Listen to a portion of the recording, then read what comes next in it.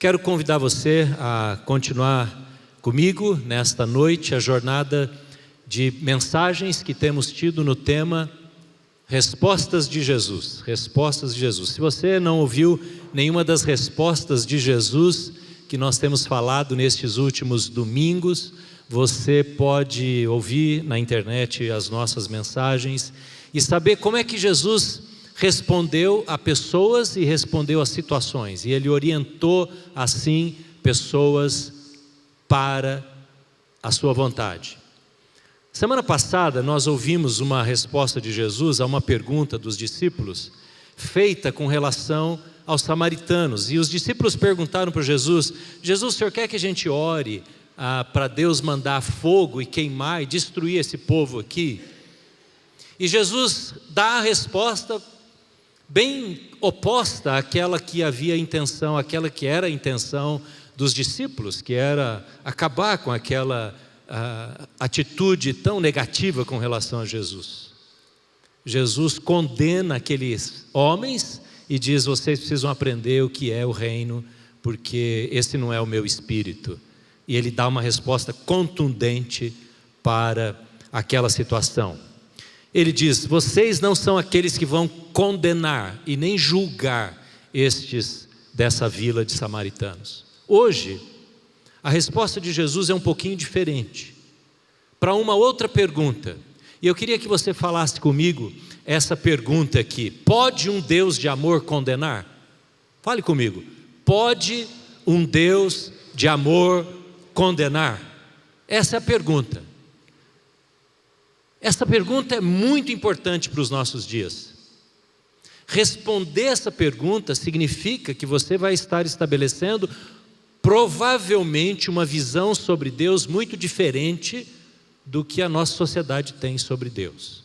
Porque as pessoas estão bastante abertas a crer num Deus de amor, mas bastante fechadas se esse Deus de amor condenar, fizer juízo, estabelecer justiça e apontar o erro e dizer que isso é pecado. Então, a gente poderia dizer assim, numa imagem, eu vou tentar transformar isso numa imagem. A sociedade diria assim, a pessoa que não conhece o Evangelho diz assim: Deus é amor. E diz assim: Deus é juiz. Pegou a ideia? As pessoas estão muito abertas em crer num Deus que tolera, que abençoa, desde que você e eu não estejamos fazendo alguma coisa que prejudique alguém, tudo bem, não tem problema, porque Ele é amor, e todos os caminhos levam a Ele, não importa como a pessoa busca, mas se busca sincero, Deus não vai condenar ninguém. Não é assim que a grande parte da sociedade, das pessoas pensam. E esse Deus que dá liberdade para você fazer escolhas, desde que você não fira, não ataque e não prejudique ninguém. Você pode fazer escolhas na área ética, na área moral, na área da sexualidade, na área do seu comportamento, relacionamento com pessoas, porque Deus respeita as pessoas. Agora, quando a gente se depara com um Deus que é juiz, aí fica difícil responder essa pergunta. Um Deus que aponta o erro, um Deus que além de amor é justiça ao mesmo tempo. Então, esse Deus que condena, Ele não cai bem, Ele está desajustado, Ele é como que ultrapassado na verdade. A gente precisa fazer um upgrade de Deus, dos conceitos de Deus, para que a gente se torne mais palatável, para que a fé, o cristianismo se torne mais palatável e aceito para as pessoas. A gente precisa adaptar um pouco, e com isso a gente vai destruindo aquilo que a Bíblia apresenta do caráter de Deus, do caráter de Deus, porque aquele Deus que não demanda mudanças e que não traz para si autoridade, não é o Deus da Bíblia, não é o Deus do Evangelho. O Deus do Evangelho tem justiça. Aliás, justiça é uma palavra muito importante para nós. Nós gostamos de ver a justiça ser feita, não gostamos? A gente tem frases como a justiça tarda, mas não falha, porque a gente fica esperando que seja feita a justiça nos tribunais, quando nós temos uma ação judicial, por exemplo, e a gente diz: Deus é justo, não é? Esta é uma afirmação na boca de muitas pessoas. A gente recorre à justiça através dos advogados, porque nós queremos que a verdade venha à tona e os reparos sejam feitos, especialmente quando diz respeito à nossa perda, o nosso prejuízo. Então a gente quer, inclusive, rapidez nos processos de justiça. E há outros que fazem justiça com as próprias mãos.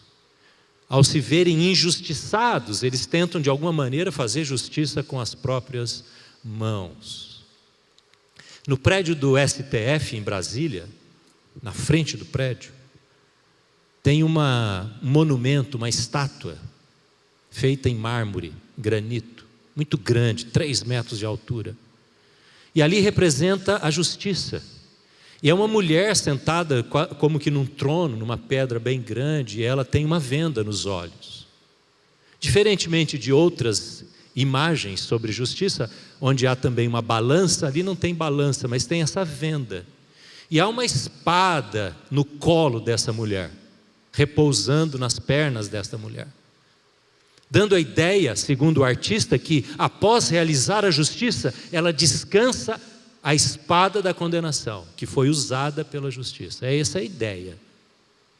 Aliás, STF e justiça no Brasil tem estado na boca de todo mundo, não é?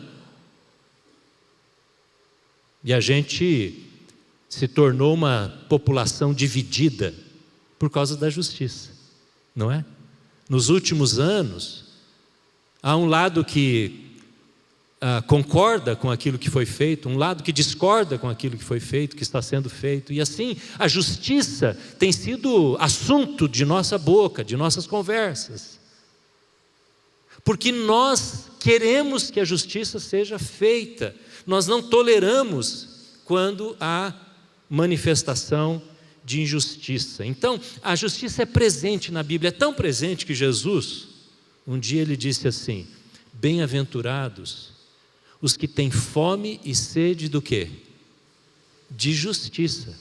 Ele não falou de amor, de paz, ele trata desse assunto em outro texto. Ali ele diz fome e sede de justiça, porque é isso que nós temos. Tem hora que você não fica irado, revoltado, dá uma sede, não é?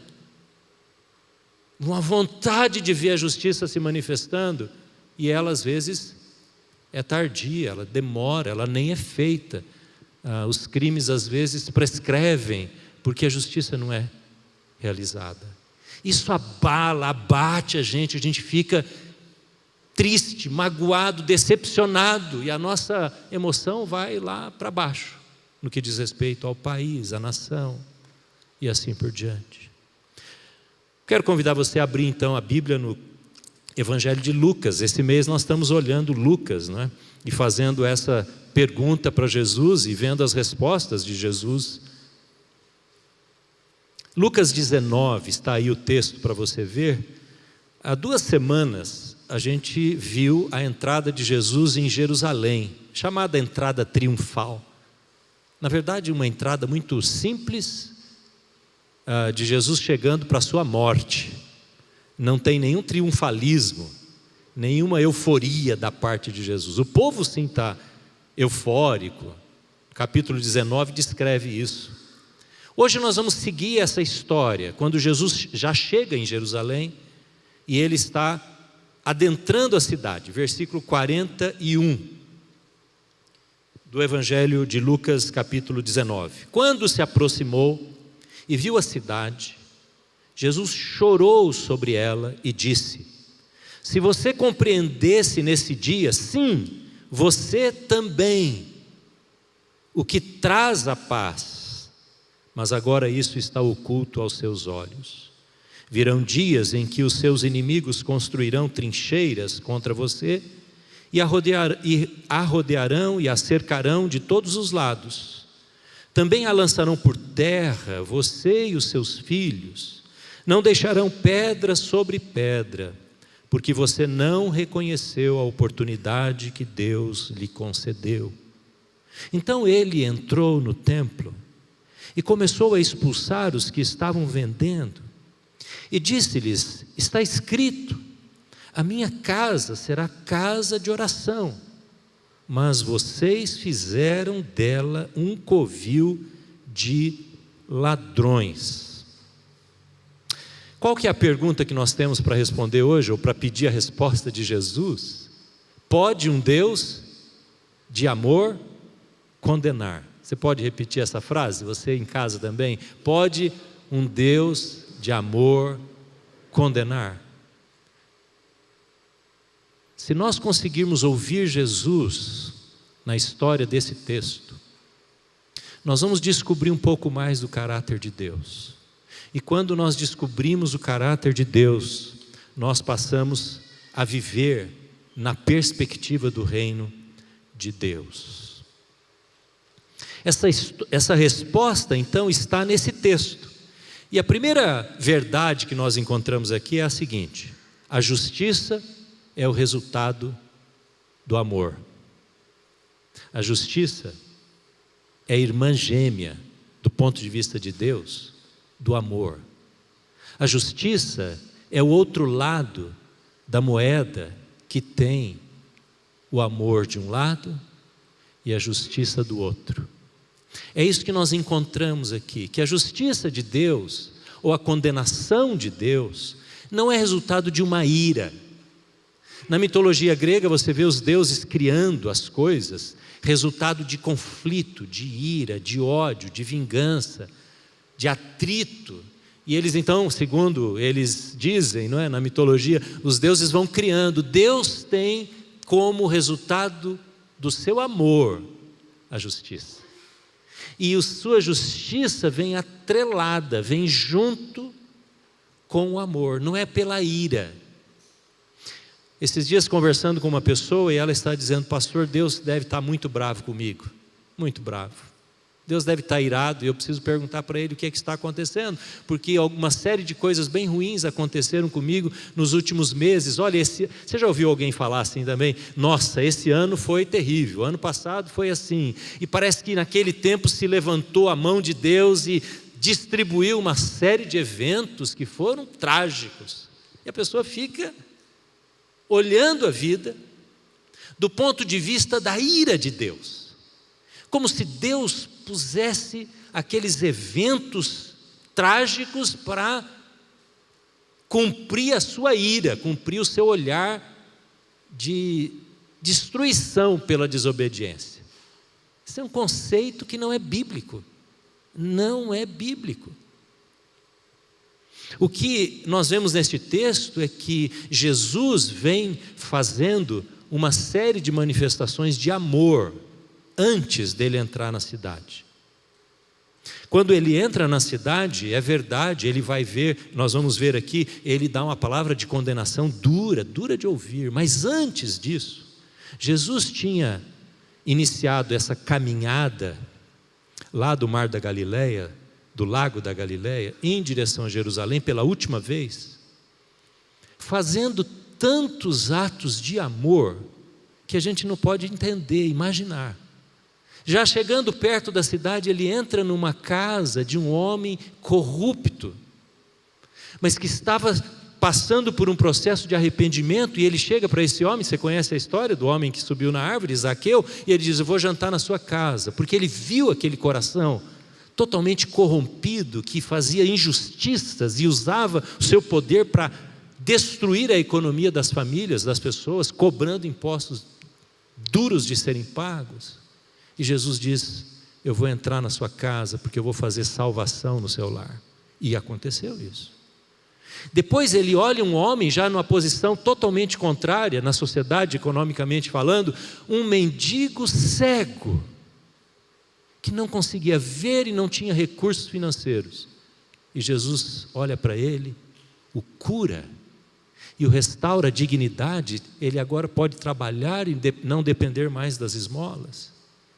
E Jesus vai fazendo esses atos de amor, e ele vai atraindo as pessoas pelo seu amor, pela sua bondade.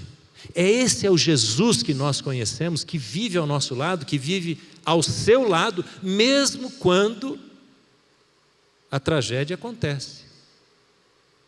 Ele não deixa de manifestar, de ser o Jesus de amor. Aí ele entra em Jerusalém, movido por amor. Ele sobe não num cavalo, como era próprio das grandes autoridades, mas sobe num jumento. E ele vai caminhando lentamente, olhando para aquela multidão, aquelas pessoas ao seu lado que diziam: Hosana, Hosana, bendito o Rei que vem em nome de Jesus. E ele desce a montanha quando vem lá do mar, da montanha das Oliveiras, do Jardim das Oliveiras. Ele desce o Jardim das Oliveiras, uma montanha pequena, passa pelo vale do Cedron e chega na muralha de Jerusalém. E diz o texto, aí começa o texto que nós lemos: chegando Jesus, se aproximando, viu a cidade. O que Jesus fez? O que aconteceu com Jesus? Você viu o texto? Qual foi a reação de Jesus?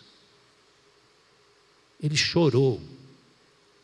Há dois momentos que descrevem o choro de Jesus: um lá na morte do amigo dele, Lázaro, e agora aqui neste lugar. Só que esse choro de Jesus, ele é diferente daquele choro que a lágrima escorre.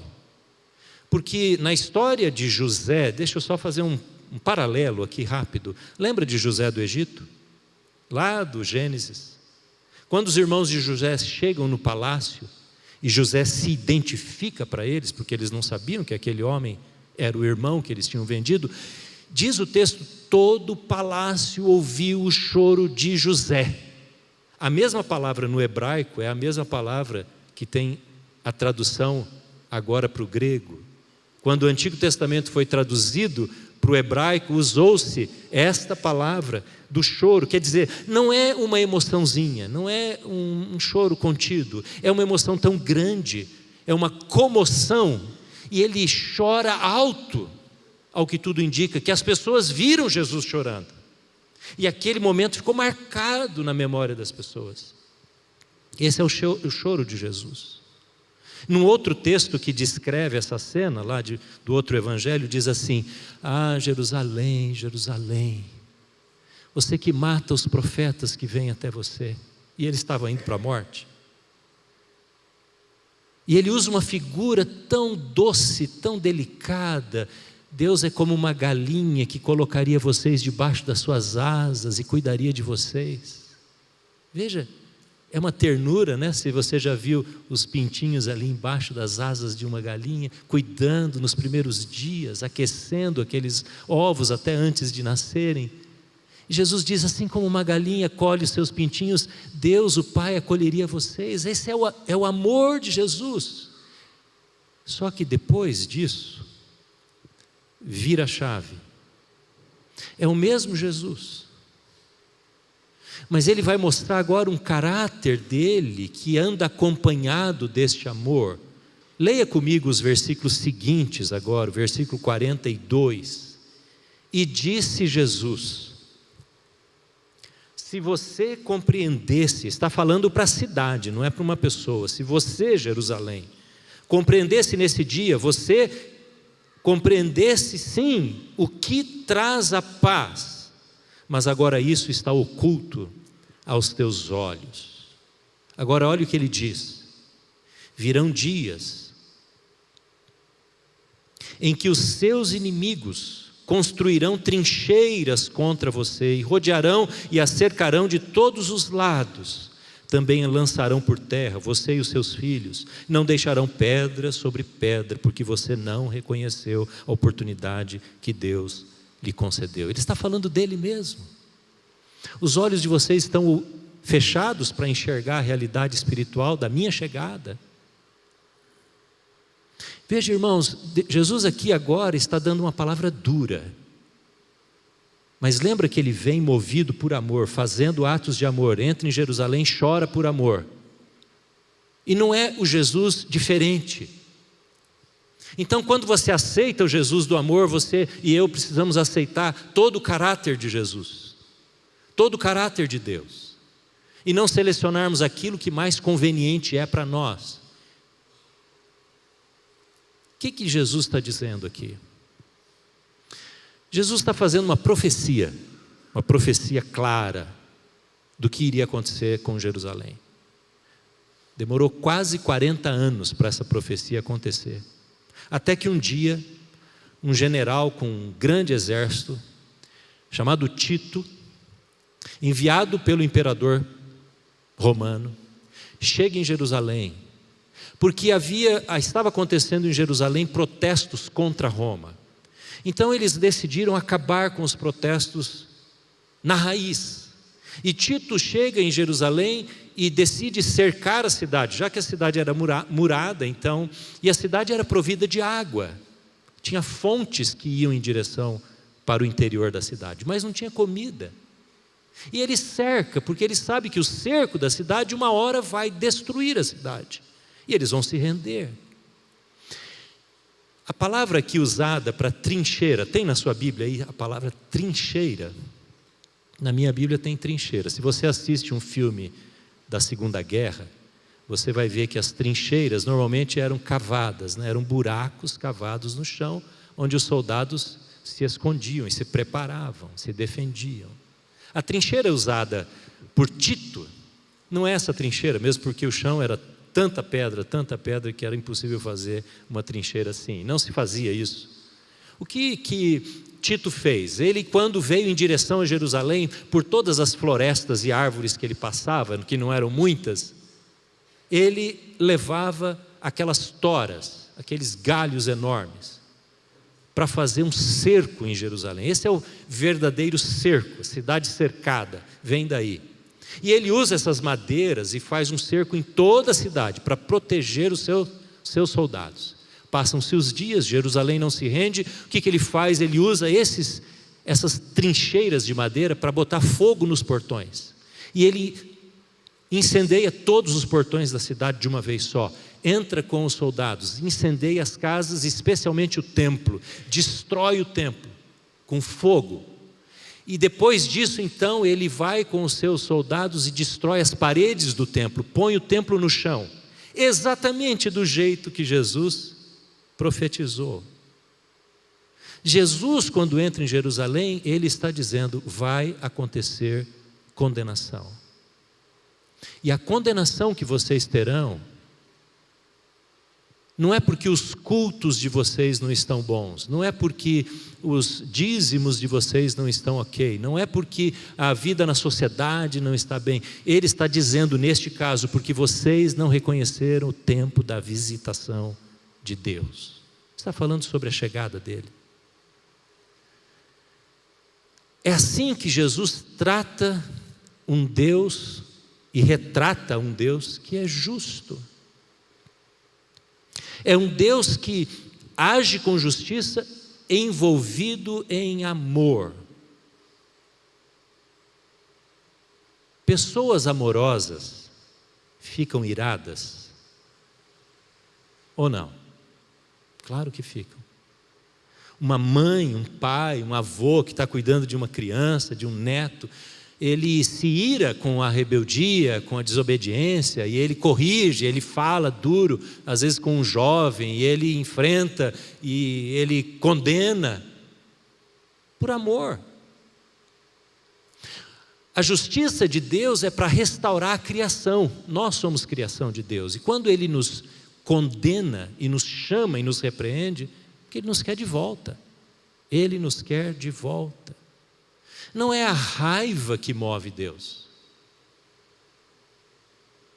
Quando alguma coisa acontece conosco, pode ser que Deus, uma coisa negativa, ruim, difícil, provação, pode ser que Deus esteja querendo nos revelar alguma coisa.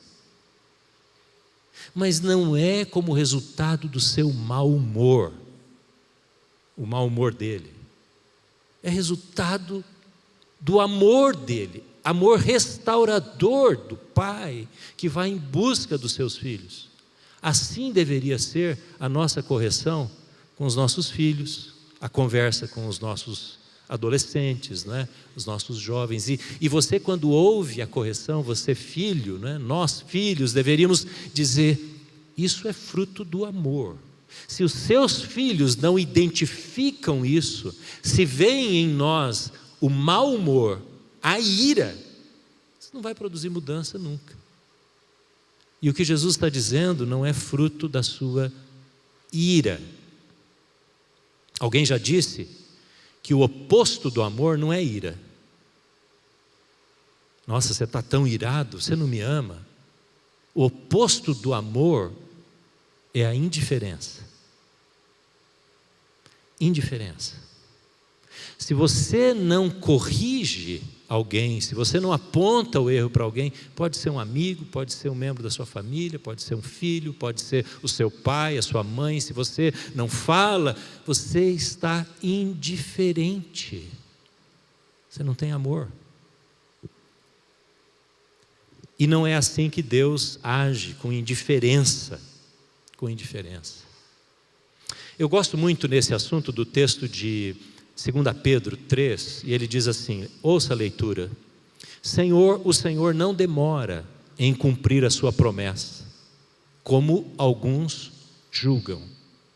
Pelo contrário, Ele é paciente com vocês, não querendo que ninguém pereça, mas que todos cheguem ao arrependimento.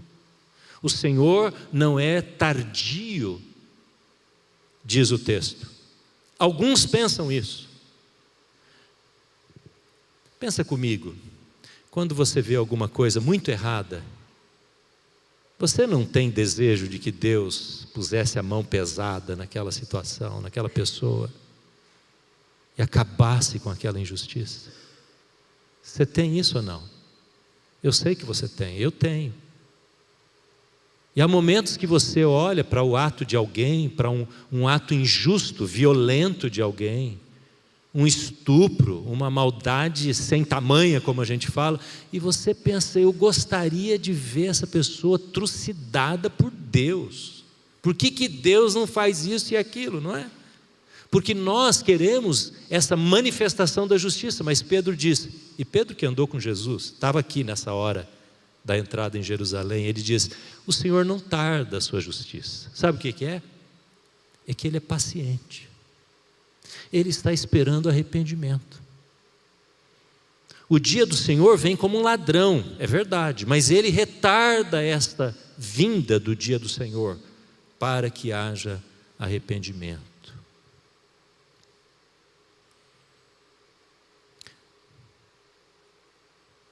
Eu quero dizer a você que as ações disciplinares de Deus, guarde bem isso, as ações disciplinares ou disciplinadoras de Deus são atos de amor. Por isso que a Bíblia diz, não se irrite, não desanime quando você for provado. Porque na provação há sabedoria, na provação há encontro com Deus, na provação há reconciliação. E as disciplinas ou as permissões que Deus dá são resultado desse amor. Pense nisso na sua vida. É duro mostrar isso para alguém que não crê, que não conhece o Evangelho, que não conhece a história de Jesus. Mas nós precisamos dizer isso para as pessoas. Quando passarem por provações, tenham alegria. Suportem as dificuldades, recebendo com alegria as provações. Porque Deus nos trata como a filhos, Hebreus diz, quando Ele nos disciplina.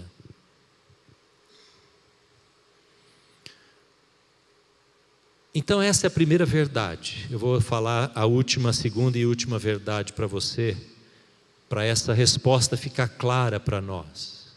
O Deus de amor pune. Ele tem essa ação punidora, disciplinadora, de juiz, porque ela vem envolta no amor de Deus. Em segundo lugar, para a gente responder essa pergunta olhando para Jesus, vem essa frase: somente a justiça de Deus sacia a nossa fome, a nossa necessidade, o nosso clamor por justiça. A justiça de Deus sacia o nosso clamor por justiça. Vamos ver o que acontece aqui. Jesus, depois de fazer essa profecia, ele entra no templo. O que acontece no templo? Ele encontra uma bagunça no templo, aproveitadores do templo. E tinha dois tipos de pessoas, havia dois tipos de pessoas no templo naquela ocasião, porque eram os dias preparatórios para a grande festa da Páscoa, quando os animais eram mortos. Então, no pátio do templo, em volta do templo, tinha banca de venda de animais de tudo quanto é tipo, dos que eram exigidos nos sacrifícios. Pombas, cordeiros, novilhos. E as pessoas chegavam de viagem de países diferentes. Os judeus vinham para Jerusalém nesse período, naquela peregrinação gigante. A cidade ficava com muito mais gente do que o normal. Mas eles não podiam, segundo a lei estabelecida no templo, pelos líderes religiosos, aproveitadores, não podiam comprar aqueles animais com dinheiro de fora. Então o que eles tinham que fazer? Câmbio. Por isso diz aqui que os cambistas e os vendedores de animais estavam lá para vender os produtos a serem oferecidos. E esse câmbio era de extorsão, não era um câmbio normal de compra e venda, porque não tinha outra alternativa a não ser fazer o câmbio ali. Jesus entra no templo, vê aquela vergonha, e ele começa a bater naquelas mesas, jogar, e aquilo, alguém olha, e se alguém fizesse isso hoje, nossa, a pessoa está numa ira, está revoltada, está abusando do poder, que violência, não é assim? Seria assim. Jesus faz uma bagunça naquele estado de vergonha. E o povo, qual você acha que foi a reação do povo? Teve alguém feliz ao ver isso? Eu imagino o povo ali do lado de fora, vendo aquela manifestação de Jesus tão dura e irada mesmo. O povo estava fazendo festa. Eu acho que eles continuaram clamando: esse é o nosso rei, porque ele diz, agora ele vai não só destruir essa pouca vergonha do templo, mas vai também chegar no Herodes, no Pilatos, vai destronar todo mundo, não é? O povo está se sentindo vingado por Jesus. O que esse texto nos ensina? Que se nós não olharmos para a justiça de Deus, nós não seremos saciados no nosso desejo de justiça. Deixa eu dar um exemplo. Você talvez conheça, e você seja essa pessoa, pode ser, alguém que entrou na justiça e trouxe uma ação para o judiciário e ganhou a ação, ou de indenização, ou danos morais, e a pessoa sai de lá com a justiça estabelecida e trazendo a reparação do erro, mas a alma não se sacia, mesmo tendo sido reparado o erro do ponto de vista financeiro. E a pessoa marca o seu coração com uma atitude de raiva, de rancor, às vezes de ódio, contra aquela pessoa que fez aquele dano. Se é um dano moral, então nem se fala, não é? Porque a alma da pessoa não é satisfeita com a justiça humana. E se você não transferir, se essa pessoa não transferir para Deus como juiz, a alma não é saciada. O que adiantou para aquelas pessoas Jesus ter derrubado aquelas mesas? O que você acha que aconteceu no outro ano, na outra peregrinação? A mesma coisa. Só foi parar quando Tito chegou quase 40 anos depois, porque o templo foi destruído. Porque eles olharam aquele ato como um ato de libertação política, religiosa. Mas Jesus olha para eles e diz assim, olha o que Jesus falou para aquele pessoal. Vê se você completa a frase. A minha casa será chamada casa de oração. Que casa é essa? Responda para mim. Que casa que Jesus está falando? Ele não estava falando do templo. Essa é a primeira e óbvia interpretação que nós damos. Jesus está falando do prédio, da casa, do templo, feito de pedras. Não, Jesus está falando das pessoas. Das pessoas. Jesus está falando, as pessoas que vêm aqui orar são minha casa. E vocês estão roubando destas casas ao invés de dizer para elas o que elas precisam fazer. Então, para o povo que olhou aquilo como uma manifestação política e religiosa de Jesus, eles não foram saciados. Só foi momentâneo assim. É como aquela pessoa que sai do tribunal, do fórum, ganha a causa e diz, nossa, lavei a alma, mas não lavou não. Se ela não transferir, se você e eu não transferirmos a justiça para Deus, a ofensa para Deus, você pode receber reparação financeira, que isso não vai saciar o seu coração e nem o meu.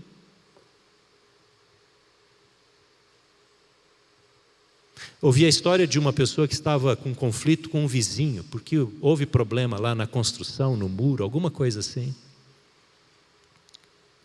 E a pessoa reconheceu que havia danificado a propriedade do vizinho e indenizou essa pessoa.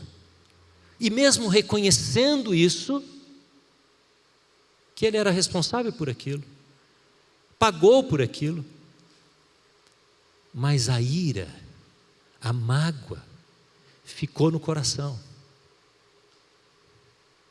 Porque ele não transferiu tudo aquilo que aquele vizinho falou para ele, como ofensa, ele não transferiu para o Senhor. Então a alma dele não foi saciada. Ele sabia que teria que pagar, e de fato pagou, mas a alma dele foi adoecida, até que um dia ele entendeu, eu preciso perdoar aquilo que o meu vizinho falou. Veja, alguém que pagou, reconheceu que tinha que resolver o problema financeiro, mas mesmo assim se sentiu magoado. E quando uma pessoa então perde uma causa na justiça, já que nós estamos falando na justiça, quem aqui já perdeu uma causa? Já tentou ser reembolsado, recuperar um dano, mas não ganhou? A pessoa não reconheceu, seja o empregador, seja o familiar, seja alguém qualquer, ou uma reparação na aposentadoria, ou uma indenização de alguma sorte, ou o benefício do governo nos laudos médicos, ou qualquer outra razão.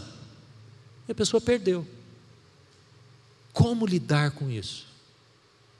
Porque você não vê, do ponto de vista humano, a justiça sendo feita. Você não vê a pessoa pedindo perdão quando alguém te ofende? Como então saciar a alma se nós não transferirmos para Deus? A gente clama por justiça. Sabe por que você clama por justiça? Pense nisso.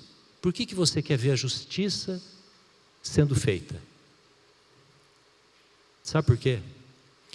Pode ter várias razões, mas a mais profunda e verdadeira e final é esta: porque Deus pôs em você parte do caráter dele. Uma das coisas que Deus pôs em você e em mim, quando Ele nos criou o homem e a mulher, Ele pôs o senso do que é justo. Ele deu amor, Ele deu paciência, Ele deu misericórdia, compaixão, mas uma das coisas Ele deu justiça. Você precisa ver justiça. Sabe por quê? Porque você e eu fomos criados por Deus. Por isso a gente precisa transferir para Deus e dizer: Deus é juiz. Ele vai condenar a hora que for preciso, Ele vai perdoar a hora que for preciso e Ele vai punir a hora que for preciso. Transfira isso para Deus. Você tem causas na sua vida, certamente. Todos nós temos. Pode ser de uma simples ofensa, como uma grande ira contra alguma coisa que está acontecendo no Brasil, ou na sua família, com seus filhos. Você precisa primeiro transferir a justiça para Deus, porque só Ele sacia a nossa alma. A gente tem facilidade em dizer que os outros não descansam em Deus, né? Mas quando é a gente é mais difícil, não é? A gente pode dizer para alguém assim: você precisa perdoar a pessoa que te ofendeu. Ah, mas quando é você que é o ofendido, aí é mais difícil. Se você quiser ouvir alguém falar sobre ser injustiçado, você precisa de fato procurar uma pessoa que foi injustiçada. E eu estou lendo um livro que é de um teólogo croata, chamado Miroslav Volf. O Miroslav Volf, ele é professor nos Estados Unidos agora, mas na década de 90 ele estava lá na Croácia, seu país, quando houve a dissolução da Iugoslávia. E depois da queda da Iugoslávia, que era remanescente lá da União Soviética, vários países se formaram. Um deles a Croácia, Sérvia, Montenegro, e vários outros. E quando ele estava morando na Croácia, ele conta num dos seus livros, ele diz que as atrocidades da guerra, depois esses homens generais foram julgados, inclusive pela corte de Haia, foram tão grandes, quando ele viu mulheres sendo estupradas, crianças sendo mortas, famílias inteiras, idosos, na praça eram chamados. Houve uma ocasião que eles trouxeram as crianças para a praça para ganhar doces, e depois de trazê-las todas para a praça, mataram todas as crianças, porque era aquela briga étnica entre aqueles povos. Olha o que Miroslav, um homem que sofreu ao ver os seus familiares viver isso, diz: se Deus não se irasse diante da injustiça e do engodo, e não pusesse um ponto final na violência, este Deus não mereceria ser adorado. E as pessoas querem um Deus mais suave, porque dizendo assim, se ele fosse mais amor do que juiz, seria mais fácil para adorá-lo. Miroslav diz ao contrário: se Deus não julgasse, não pusesse um fim com juízo, ele não merece ser adorado. O único meio, olha o que ele termina dizendo, o único meio de impedir que recorramos à violência, que era o que ele estava vivendo na época lá da década de 90, o único meio para não revidar com violência é insistir que ela é verdadeira somente quando feita por Deus. Só quem entrega e transfere para Deus a responsabilidade de lidar com a injustiça é que pode ter uma reação adequada.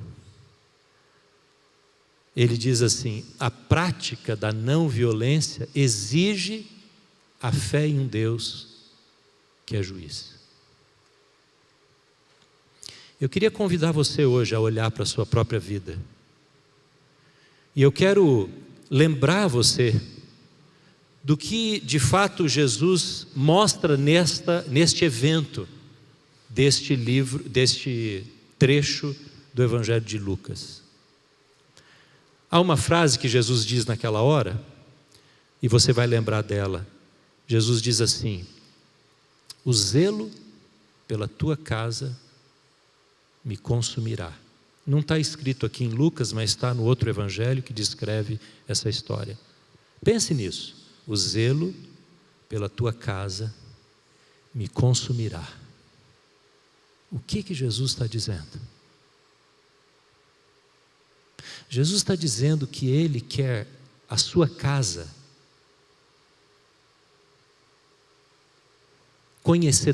ser conhecedora do zelo que Ele teve. A pergunta importante é: quem é a casa que Jesus se refere? Senão nós, pessoas, indivíduos. Jesus está dizendo que o zelo dele por nós era tão intenso, e por isso ele estava fazendo aquilo, trazendo justiça e juízo e condenação sobre Jerusalém, porque ele tinha um zelo pela igreja que ele estava edificando, e aquele templo deveria ser um exemplo do que seria a igreja, e não estava sendo. Ele diz, é tão intenso o meu zelo por essa minha obra, que somos nós, igreja de Jesus, filhos de Deus, gente convertida a Cristo, que a minha casa vai me consumir. E o que aconteceu com Jesus 3 dias depois? Ele morreu, ele se deu na cruz por nós, ele foi consumido, destruído, por causa desse zelo, por você e por mim. Agora, a pergunta que nós temos que responder é: nós vamos ficar relutando com o caráter de Deus? As pessoas que ficam dizendo, Deus teria que ser assim, teria que ser daquele jeito, olha, eu não concordo que Deus é assim, que Deus condena, que Deus tem juízo. A história aponta para um julgamento final. Apocalipse capítulo 20, 21, tem o trono, tem o juiz.